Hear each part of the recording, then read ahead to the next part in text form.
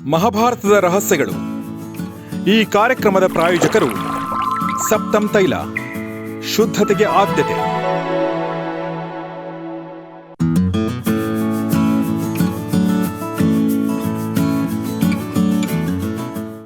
ಈ ಕಾರ್ಯಕ್ರಮದ ಪ್ರಾಯೋಜಕರು ಆಶಿಕಾ ಅಗರಬತ್ತಿಗಳು, ಅತ್ಯುತ್ತಮ ಗುಣಮಟ್ಟದ ಸಂಕೇತ.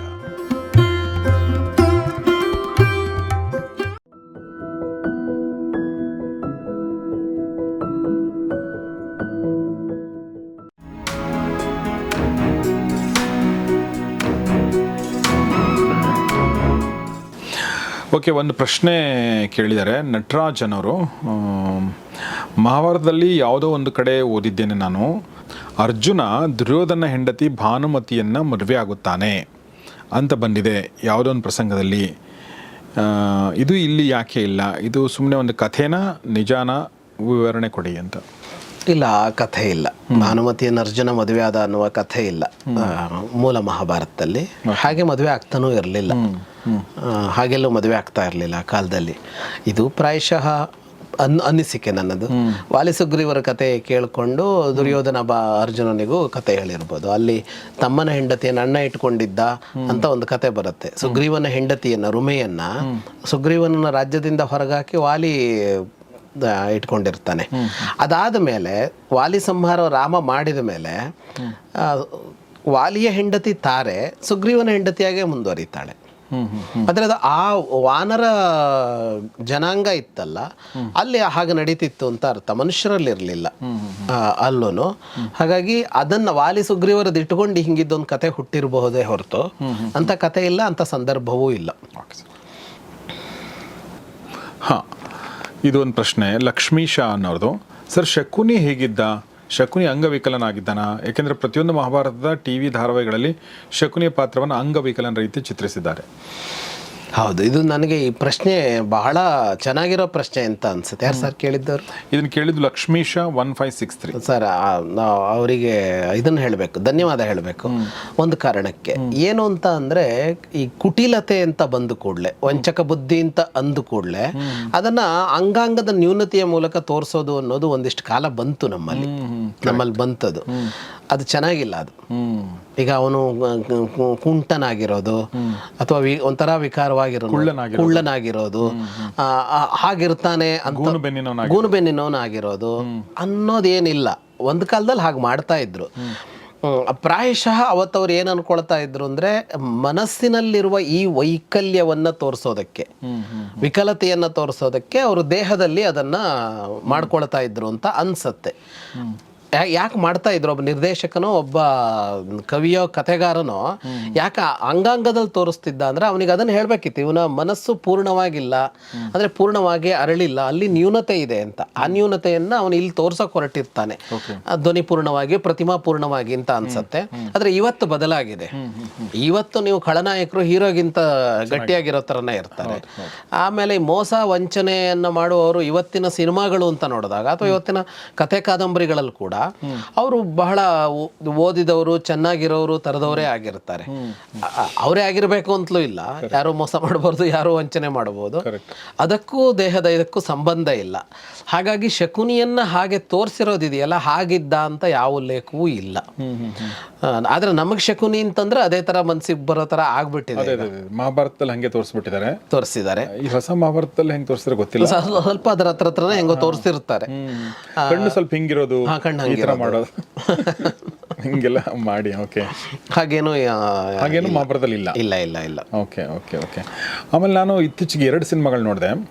ಒಂದು ಮರ್ಯಾದೆ ಪ್ರಶ್ನೆ ಅಂತ ಸಿನಿಮಾ ನೋಡಿದೆ. ಅದರಲ್ಲಿ ಆ್ಯಕ್ಚುಲಿ ವಿಲನ್ಗಳಿದಾರಲ್ಲ, ಅವರು there more good looking than heroes ಆ ಸಿನಿಮಾದಲ್ಲಿ. ಇವರೆಲ್ಲ ಸ್ಲಮ್ನವರು, ಮಿಡ್ ಕ್ಲಾಸ್ ಹೀರೋಗಳು, ಅವ್ರೆಲ್ಲ ಅಪ್ಪರ್ ಕ್ಲಾಸು, ಮತ್ತು ಬಟ್ ಅವರು ಮೋಸಗಾರರಾಗಿರ್ತಾರೆ. ಓಕೆ, ಅದು ಬ್ಲ್ಯಾಕ್ ಆ್ಯಂಡ್ ವೈಟ್ ಅಂತ ಮಾಡಂಗಿಲ್ಲ. ಅವರು ಎರಡು ಕಡೆನೂ ಇರ್ಬೋದು, ಮೋಸಗಾರ ಎಲ್ಲ ಕಡೆನೂ ಇರ್ತಾರೆ. ಬಟ್ ಅದರಲ್ಲಿ ತುಂಬ ಚಂದ ಇದ್ದಾರೆ ಅವರು ಆ್ಯಕ್ಚುಲಿ. ಓಕೆ, ಸೊ ಅದನ್ನು ತೋರಿಸ್ತಾರೆ. ಅದು ಒಂದು ನನಗೆ ಹೊಳಿತು. ಎರಡನೇದು ಬಘೀರ ಅಂತ ಒಂದು ಸಿನಿಮಾ ನೋಡಿದೆ. ಈ KGF ಸರಣಿ ಇದೆಲ್ಲ ಈ ಪ್ರಶಾಂತ್ ನೀಲ್ ಎಲ್ಲ ಕಥೆಗಳಲ್ಲಿ ವಿಲನ್ ಅಂತಂದರೆ ಅವನು ಉದ್ದ ಕೂದಲು ಬಿಡ್ಬೇಕು, ಹಿಂದೆ ಗಡ್ಡ ಮೀಸೆ ಎಲ್ಲ ಫುಲ್ ಬಿಟ್ಟಿರ್ಬೇಕು ಅವನು. ಆಮೇಲೆ ಅವನು ಏನೇನೋ ಹಾಕೋಬೇಕು, ಆಮೇಲೆ ಅವನ ಮುಖಕ್ಕೆಲ್ಲ ಗಾಯ ಆಗಿರ್ಬೇಕು ಹಿಂಗೆ, ಇದ್ರಲ್ಲೂ ಹಂಗೆ ಇದೆ ಭಗೀರಥದಲ್ಲೂ. ಓಕೆ, ಅವ್ನ ಕಣ್ಣು ಸ್ವಲ್ಪ ಹಿಂಗಿರಬೇಕು, ಈ ಥರ ಎಲ್ಲ ಮಾಡಿ ವಿಲನ್. ಹೀರೋ ಅಂದರೆ ಅವ್ನು ನೀಟಾಗಿ ಶೇವ್ ಮಾಡಿಕೊಂಡು. ಸೊ ಇನ್ನೂ ಆ ಒಂದು ಫಾರ್ಮ್ಯಾಟಿಂದ ಹೊರಗಡೆನೆ ಬರ್ತಾ ಇಲ್ಲ ಎಷ್ಟೋ ಸಿನಿಮಾಗಳು. ಇದೆಲ್ಲ age old format, age old thinking ನನ್ನ ಪ್ರಕಾರ. ಹಿಂದೆ ನೀವು ಹಳೆ ನಾಟಕಗಳಲ್ಲಿ ದರೋಡೆಕಾರರು ಅಂತ ತೋರಿಸುವಾಗ ಅವನನ್ನು ಕಪ್ಪಾಗಿ ಮಾಡಿ, ಇಲ್ಲೆಲ್ಲೋ ಒಂದೇನೋ ಗಾಯ ಆದಂಗೆ ಮಾಡಿ, ಇಲ್ಲೆಲ್ಲೋ ಒಂದು ಕಪ್ಪು ಮಚ್ಚೆ ಇಟ್ಟು ಹಿಂಗೆಲ್ಲ ಮಾಡ್ತಿದ್ರು, ಸ್ಟೇಜ್ ಮೇಲೆ ತರ್ತಾ ಇದ್ರು. ನಾವು ಸ್ಕೂಲ್ಗಳಲ್ಲೆಲ್ಲ ನಾಟಕ ಮಾಡುವಾಗ ಅವನನ್ನು ಕಳ್ಳ ದರೋಡೆಕೋರ ಅಂತ ತೋರ್ಸೋದೇ ಹಿಂಗಾಗಿತ್ತು, ಕಪ್ಪು ಬಟ್ಟೆ ಹಾಕೋದು ಅವನಿಗೆ. ಹೌದೌದು. ಆಮೇಲೆ ನಾವು ಚಿಕ್ಕವ್ರದ್ದು ನಾವು ಇನ್ನೂ ಅನ್ಕೊಂಡಿದ್ವಿ, ವ್ಯಂಗ್ಯ ಚಿತ್ರಗಳು ನೋಡ್ಕೊಂಡು ನಾವೇನು ಅನ್ಕೊಂಡಿದ್ವಿ ಅಂದರೆ ಅವರು ಮುಖಕ್ಕೆ ಪಟ್ಟಿ ಕಟ್ಕೊಂಡಿರ್ತಾರೆ, ಕಣ್ಣು ಮಾತ್ರ ಓಪನ್ ಇರುತ್ತೆ ಕಳ್ಳರದು ಅಂತ ಅನ್ಕೊಂಡಿದ್ವಿ. ತಂದೆ ಕೇಳಿದ್ದೆ ನಾನು, ಇಲ್ಲ ಹಂಗಿರಲ್ಲ, ಕಳ್ಳರು ನಮ್ಮ ಥರನೇ ಇರ್ತಾರಂತೆ. ಕೈಗೆಲ್ಲ ಎಣ್ಣೆ ಹಚ್ಕೊಂಡು ಅವರು ಆ ಥರ ಎಲ್ಲ ಅನ್ಕೊಂಡ್ಬಿಟ್ಟಿರ್ತೀವಿ. ಅವಾಗ ಅನ್ಕೊಳ್ಳೋದು ಓಕೆ ಚಿಕ್ಕವರಿದ್ದಾಗ, ಬಟ್ ನಾವು ದೊಡ್ಡವರಾದ್ಮೇಲೆ ಆ ಥರ ಅನ್ಕೊಳ್ಳೋ ಅವಶ್ಯಕತೆ ಇಲ್ಲ. ಹೌದು ಅನ್ಸುತ್ತೆ. ಇಲ್ಲ ಅಂಥದ್ದು ಮಧ್ಯಕಾಲಗಳಲ್ಲಿ ಎಲ್ಲೆಲ್ಲೋ ಯಾರ್ಯಾರೋ ಹಂಗೆ ಮಾಡಿಬಿಟ್ಟಿದ್ದಾರೆ. ಬಣ್ಣ ಮಾಡೋದು, ಹೀರೋಗಳು ಅಂದರೆ ಬಹಳ ಬ್ರೈಟ್ ಆಗಿ ಬೆಳ್ಳುಗೆ ಹೊಳೆಯೋದು, ಖಳನಾಯಕರು ಅಂತ ಅಂದ್ಕೊಳ್ಳೆ ಕಪ್ಪಾಗಿ ಕಾಣೋದು, ಇಂಥದ್ದೆಲ್ಲ ಎಷ್ಟೆಷ್ಟೋ ತೋರಿಸಿದ್ದಾರೆ. ಅದೆಲ್ಲ ಏನೂ ಅಲ್ಲ. ಬಟ್ ನೀವು ಹೇಳಿದಾಗ ಆ ಫಾರ್ಮ್ಯಾಟ್ಗಳಿಂದ ಹೊರಗೆ ಬಂದು ಮಾಡೋದು ಚೆನ್ನಾಗಿರುತ್ತೆ, ಭಾಳ ಚೆನ್ನಾಗಿರುತ್ತೆ. ಹೊಸ ಜನರಿಗೂ ಹೊಸದು ಅನ್ನಿಸುತ್ತೆ, ಮತ್ತು ನಾವು ಕೂಡ ಆ ಒಂದು ಥಿಂಕಿಂಗಿಂದ ಹೊರಗಡೆ ಬರಬೇಕು ಅನ್ನೋದು ಬಹಳ ಮುಖ್ಯ ನಮಗೆ. ಅಂದರೆ ರಾಮಾಯಣದಲ್ಲಿ ಈ ರಾಮನಿಗಿಂತ ಏನು ಬ್ರೈಟ್ನೆಸ್ ಅಲ್ಲೋ ಇನ್ನೊಂದರಲ್ಲೋ ಕಡಿಮೆ ಎಲ್ಲ ಇರಲಿಲ್ಲ ಅಂತ.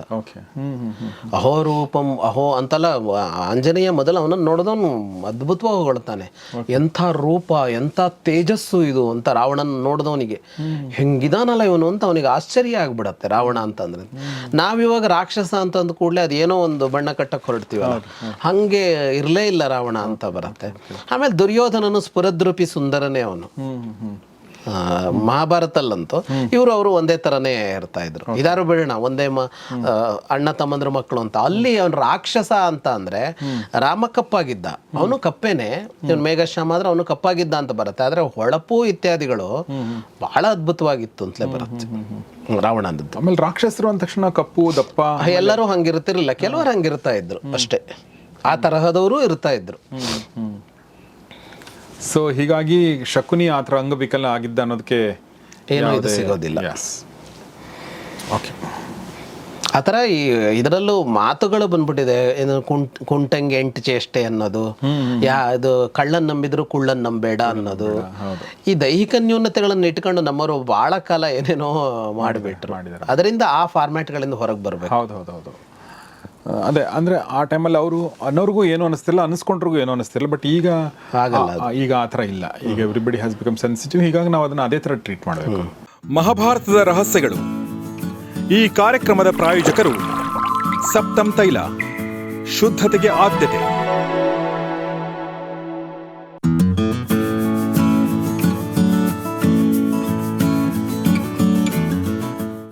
ಈ ಕಾರ್ಯಕ್ರಮದ ಪ್ರಾಯೋಜಕರು ಆಶಿಕಾ ಅಗರಬತ್ತಿಗಳು, ಅತ್ಯುತ್ತಮ ಗುಣಮಟ್ಟದ ಸಂಕೇತ.